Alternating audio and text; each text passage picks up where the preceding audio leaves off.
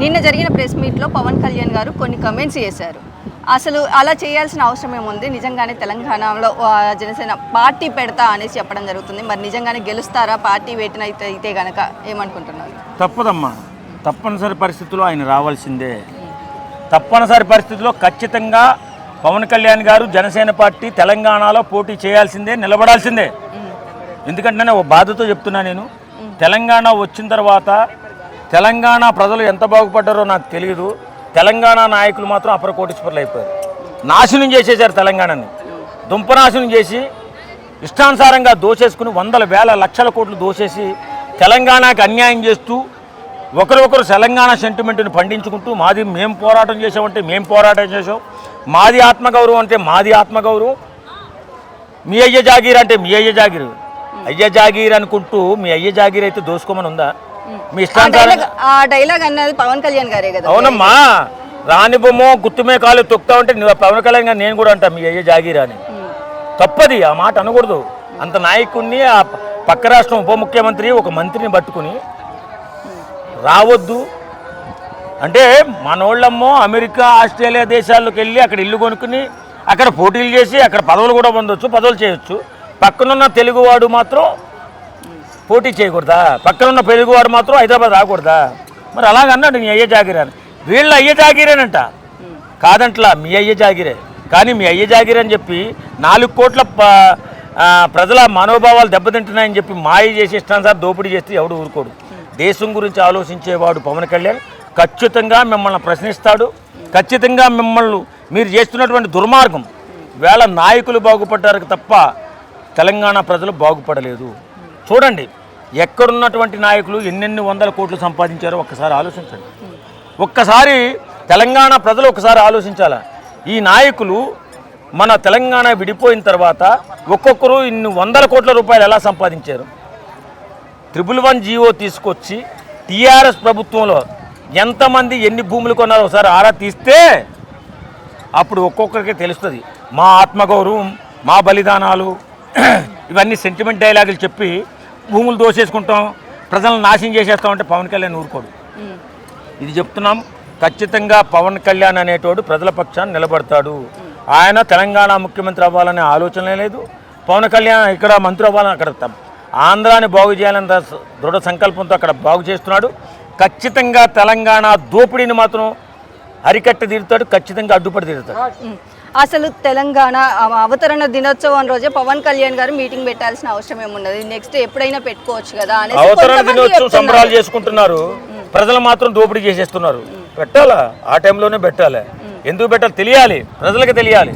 ఈవేళ తెలంగాణ ప్రభుత్వంలో ఉన్నటువంటి వనరులు ఏ రకంగా దోపిడీ చేసుకుని దుర్మార్గంగా ఈ రాజకీయ నాయకులు వారి అనుయాయులు ఎలాగైతే అనుభవిస్తున్నారో అది మొత్తం తెలంగాణ ప్రజానీకానికి తెలియాలంటే పవన్ కళ్యాణ్ లాంటి ప్రశ్నించాలి. ఖచ్చితంగా పవన్ కళ్యాణ్ నిలబడాలి.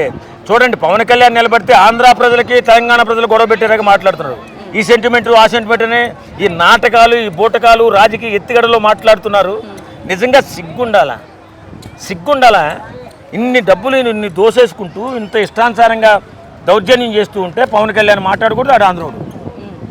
నువ్వైతే మాత్రం వచ్చి గుంటూరులో ఒక ఆఫీస్ పెట్టి, వైజాగ్లో ఒక ఆఫీస్ పెట్టి, ఆంధ్రాలో మాత్రం ఒక తెరాస ఒక ప్రెసిడెంట్ కూడా పెట్టేస్తావు, అధ్యక్షుని చేస్తావు ఒకడిని. అంటే నీ ఇష్టం. నువ్వు ఇతర గుజరాత్ వెళ్ళొచ్చు, ఇంకో చోటుకి వెళ్ళొచ్చు, మాది బీఆర్ఎస్ అని చెప్పి ప్రచారం చేసుకోవచ్చు, ఇష్టానుసారంగా తిరగచ్చు, డబ్బులు ఖర్చు పెట్టచ్చు, అది ప్రజాధనాన్ని ఖర్చు పెట్టేయచ్చు. ఇక్కడ పక్కన ఉన్న ఆంధ్రవాడు మాత్రం ఇందులో అడుగు పెట్టాను కదా. ఏం న్యాయమైంది? ఏమనంటే మా సెంటిమెంటా? తెలంగాణ ప్రజలు ఊరుకోరా? తెలంగాణ ప్రజలు ఎవరు మాట్లాడలా. నాయకులు వేళ దోపిడీ చేస్తున్న విధానాన్ని భరించలేక కడుపు రగిలిపోయి ఏం చేయాలో అర్థం కాక వచ్చి మీకోసం నిలబడతానని చెప్పి ఇంత వర్క్ ఎక్కువగా ఆంధ్రాలో ఉన్నా సరే ఇక్కడికి వచ్చి నిలబడడానికి ప్రయత్నం చేస్తున్నారంటే వీళ్ళ దోపిడీని అరికట్టడానికే. వీళ్ళు ఖచ్చితంగా మారాలి. ప్రజల్ని ఈ రకంగా పీడించుకుని తింటున్నారు వీళ్ళు, తెలంగాణ నాయకులు, తెలంగాణ ప్రజల్ని. అన్నీ చూడండి, సెంటిమెంట్ ఎలా లాక్కొస్తున్నారో ఒకసారి ఆలోచించాలి మనం. తెలంగాణ ప్రజలు ఎవరో ఒప్పుకోరట ఆయన రావడానికి. ఏమో నీ పదవులైనా లాగేసుకున్నాడా? ఏం చేశాడని ఒప్పుకోరు. అమ్మమ్మ మా తెలంగాణ ఆంధ్ర ఇక్కడ మళ్ళీ పెత్తనం చేయడానికి వస్తారు. ఎవడు పెత్తనం చేయడానికి వస్తాడు రా బాబు? తెలంగాణలో పెత్తనం చేయడానికి ఎవడని వస్తాడా? మీ దోపిడీని భరించలేక అది చూసి కడుపు రగిలి వచ్చాడు పవన్ కళ్యాణ్. ఖచ్చితంగా మీ అందరికీ బుద్ధి చెప్పే రోజు వస్తుంది. తెలంగాణ ప్రజలు తిరగబడి మీ అందరినీ అతపాతాలను తొక్కే రోజు పవన్ కళ్యాణ్ గారు తీసుకొస్తారు. ఖచ్చితంగా మీ పక్షాన్ని నిలబడతారు. ఎవరైతే నిధులు నియామకాలు అని చెప్పి మనం ఆత్మగౌరవంతో తెలంగాణ తెచ్చుకున్నామో, నిధులు నియామకాలు రోడ్డు మీద బారేసి వీళ్ళు ఇష్టానుసారంగా దోపిడీ చేసేసుకుని తెలంగాణను సర్వనాశనం చేశారు. కాబట్టి వీళ్ళు పవన్ కళ్యాణ్ గారు వస్తారు, ఖచ్చితంగా తెలంగాణలో నిలబడతారు. అంటే మళ్ళీ తెలంగాణలో ఇట్లా వచ్చినట్టయితే కనుక అంటే కూటమి లెక్కనే వస్తారా లేదంటే సింగిల్గా వస్తారనుకుంటారు? అది చెప్పలేము. అప్పుడున్న పరిస్థితులు ఏమైతే ఉంటుందో, ఎలాగైతే బాగుంటుంది. ఈవేళ ఒకసారి తెలంగాణ ప్రజలు చూస్తున్నారు ఆంధ్రప్రదేశ్ని. పవన్ కళ్యాణ్ అనేటటువంటి వాడు ఎలా పరిపాలన చేస్తున్నాడు. చాలామంది మనసులో ఉన్నది, కొంతమంది బయటకు కూడా చెప్తున్నారు పవన్ కళ్యాణ్ లాంటి నాయకుడు మాకు కావాలని. వస్తాడు, తప్పే ఉంది, రానియండి. ఆయన జంటగా వస్తాడా, ముగ్గురితో వస్తాడా? వచ్చి ఈ దోపిడీదారుల పంతం మాత్రం ఈ సెంటిమెంట్ మీద పేలాలు ఏరుకునే ఈ తెలంగాణ నాయకులు భరతం పడతాడు ఖచ్చితంగా. సరే, ఇప్పుడు జనసేన పార్టీ అనేది చాలామంది ఏం చేస్తున్నారంటే, సారీ ఒక్క నిమిషం, పర్లేదు రన్నింగ్లోనే ఉంచు. పవన్ కళ్యాణ్ గారు తెలంగాణ వచ్చిన సమయంలో 11 రోజుల పాటు నేను అన్నం తినలేదు, తెలంగాణ ఎందుకు ఇచ్చారు అన్న టైప్లో మాట్లాడారు. అలాగే ఆయన ఇప్పుడు తెలంగాణకు వచ్చి తెలంగాణలో నేను పార్టీ పెడతాను, నేను నిలబడతాను అనేసి ఎలా అంటారు? అమ్మా, ఇలాంటి మాయ మాటలు చెప్పే నీలాంటి దాన్ని ప్రజల్ని కూడా తెలంగాణ ప్రజలను మోసం చేస్తున్నారు. నేను ఏం చెప్తా అదే మాట. ఆయన ఏమన్నాడు, తెలంగాణ ఆంధ్ర విడదీశారు, విడదీసిన సమయంలో నేను తెలుగు ప్రజలు విడిపోలేన్న బాధతో 11 రోజులు అన్నం కూడా తినలేదు. ఆ విడదీసిన పరిస్థితి కరెక్ట్గా లేదని చెప్పారు. అంతే చెప్పాడు కదా. విడిపోయినందువల్ల అంతే చెప్పారు. ఒక మానవత్వంతో ఒకసారి ఆలోచిద్దాం. ఒక ట్రైన్ ప్రయాణంలో వెళుతున్నప్పుడు మనకి ట్రైన్లో పరిచయమైన వ్యక్తి మధ్య స్టేషన్లో దిగిపోతేనే అయ్యో అని చెప్పి బాధపడతాం. ఎక్కడో చోట ఉంటుంది కదా. 50-60 సంవత్సరాలు కలిసి ఉన్న వాళ్ళమే ఎక్కడ ఎవరు ఏ అన్యాయం అయిపోతారో దేశం కోసం ఆలోచించే మహానుభావులకి అలాంటి బాధే ఉంటుంది. వీళ్ళు దాన్ని వక్రీకరించి తెలంగాణను వద్దన్నాడు అన్నట్టుగా విడిపోయిన తర్వాత చెప్పిన మాట ఇది. విడిపోకముందు కాదు, విడిపోయిన తర్వాత చెప్పాడు అతను. ఇంత బాధపడ్డాను నేను తెలుగు ప్రజలు విడిపోతుంటేనని. అది చెప్పడంలో తప్పే ఉందమ్మా. అంటే అది చెప్తే రానివరా, తెలంగాణకు రానివరా? అదే మీరైతే ఇతర దేశాలు వెళ్ళి ఇల్లు కొనేసుకోవచ్చు, ఇతర రాష్ట్రాలు వచ్చి పార్టీలు పెట్టేసుకోవచ్చు, ఇతర రాష్ట్రాల్లో పెద్ద పెద్ద కంపెనీలు పెట్టేసుకోవచ్చు. ఇక్కడ దోషం సొమ్ము ఇతర రాష్ట్రాల్లో పెట్టేసుకోవచ్చా? ఇతర రాష్ట్రాల్లో ఎంత సొమ్ము ఉందో తెలుసా? తెలంగాణ సొమ్ము ఇతర దేశాల్లో ఎంత ఉందో తెలుసా? అవన్నీ తీస్తాడు పవన్ కళ్యాణ్, అప్పుడు తెలుస్తుంది ఒక్కొక్కరికి. మరి ఇప్పుడు పవన్ కళ్యాణ్ గారు ఇంత భూమిని కబ్జా చేశారు, చెరువుని కబ్జా చేశారు అనేసి వార్తలు బయటకు వస్తున్నాయి. మరి దీని మీద ఏమంటారు? జదవులు చాలా మంది ఉంటారమ్మా. నిజాయితీ పడి చుట్టూ దుర్మార్గులు చాలా మంది పోగవుతారు. పవన్ కళ్యాణ్ ఒక సినిమా చేస్తే 100 ఎకరం భూమి కొనుక్కోవచ్చు ఇక్కడ. ఎక్కడైతే వాళ్ళు ప్లేస్ చూపించారో పవన్ కళ్యాణ్ గారు ఒక సినిమాకి డేట్స్ ఇస్తే 100 ఎకరాల ల్యాండ్ వస్తుంది అక్కడ. పిచ్చినా కొడుకులు కాకపోతే పవన్ కళ్యాణ్ తప్పుడోడుగా మాట్లాడాలని కాకపోతే ఎవరైనా నమ్ముతారమ్మా? ఎవరైనా నమ్ముతారా పవన్ కళ్యాణ్ ఏమో కబ్జా చేశాడంటే?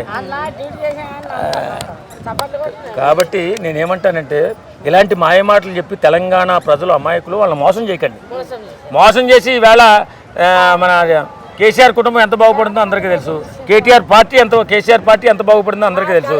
ఈవేళ గరీబులు చూడు, ఈమెకేమిటి చెప్పు, ఈమె తెలంగాణ కదా, ఈమె పరిస్థితి చూడు ఎలా ఉందో.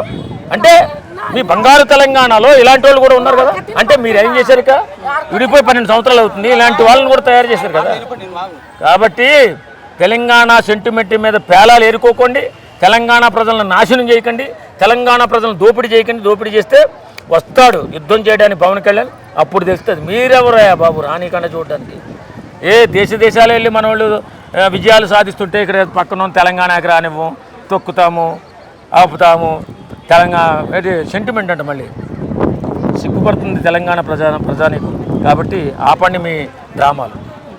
అంటే ఈరోజు కేటీఆర్ గారు కమెంట్ చేయడం జరిగింది, అంటే తెలంగాణకు ఓజీ అంటే కేసీఆర్ అనేసి చెప్పడం జరిగింది. అవును, మరి దోపిడీలో కూడా ఓజీ అతను కాదని ఎవరన్నారు? ఇప్పుడు ఈవేళ తెలంగాణ వచ్చి రాకముందు నాయకులు ఎలా ఉన్నారు, తెలంగాణ వచ్చిన తర్వాత నాయకులు ఎలా ఉన్నారు? ఎంత రాజభవంతులు కట్టుకున్నారు, ఎన్ని 100 ఎకరాలు కొనేశారు. ఇవన్నీ బయటికి తెస్తానని పవన్ కళ్యాణ్ వద్దంటున్నారు.